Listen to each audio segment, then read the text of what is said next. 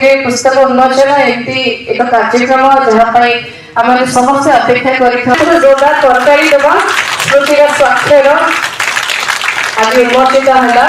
बहुत बहुत साधुवाद, बहुत बहुत शुभेच्छा जन। श्री पीताम्बर मिश्र गीतिकार आकाशवाणी जड़े शिशु साहित्यिक जड़े सारस्वत सेवक।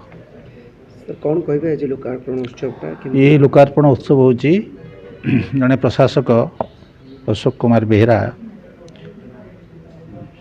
बहुत दिन लिखुले, बहुत कथा लिखिं साइतिक रखी सेटा आज जन्म नेला पुस्तक आकार परिप्रकाश कर गोटे प्रेरणादायक कथा। आम समस्ते उत्साहित करुचु से आउ कि लिखु आउ साहित्य भंडार रुद्धिमंत हो आउ संभार सुरभित हो जीवन मधुमय हो।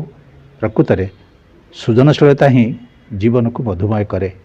जो पर्यंत जीवन भितर सृजनशीलता नहीं सेतिकी बेले जीवन हा हताश हुए एवं पशुत्व को स्वीकार करे।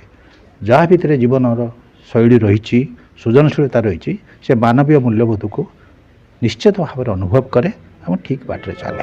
पुस्तकटी कहा श्रुतिर साक्षर जीवन इतिवृत्ति कृति जहाँ किसी से घटना घटी सत्य आधारित उपरे प्रशासक जो अवस्था देखी समस्या उपरे तार समाधान दिगरे से चेष्टा कर स्थानित करने। पुस्तकटी समाज पर किसी प्रभाव बहुत प्रभाव पड़ो। यही कहबी जे ग्रामर चित्र अनेक कथा आम दे पारना जड़े ग्रामीण समस्या को आम आखिके आनी पारना जड़े ऑफिसर है कि से जड़े साधारण प्रशासनिक ऑफिसर है जो समस्या भितर से जड़ित होकर रही से समस्यार गुण विकास करने तार ता प्रति समवेदना जणी तार केमती उपकार हो पार समाज केमी आउ गोटे बाट को जापर समाज भितर एकता आसीपर प्रशासनिक तत्परता बढ़ी पार एवं समस्त विषय से बखाड़ी। मो ना हूँ रवि नारायण सेनापति। भारतीय प्रशासनिक सेवा दीर्घ वर्ष धरी काम करी अवसर नहीं जड़े कवि लेखक गाल्पिक प्राबंधिक शिशु साहित्यिक अनुवादक। तो आज जो पुस्तक उन्मोचन ये हूँ स्मृतिर साक्षर ये उत्सव रे मो मुख्य अतिथि भाव मत निमंत्रण कर कार्य निर्वाह करुँच। कवि अशोक कुमार बेहरा जड़े प्रशासनिक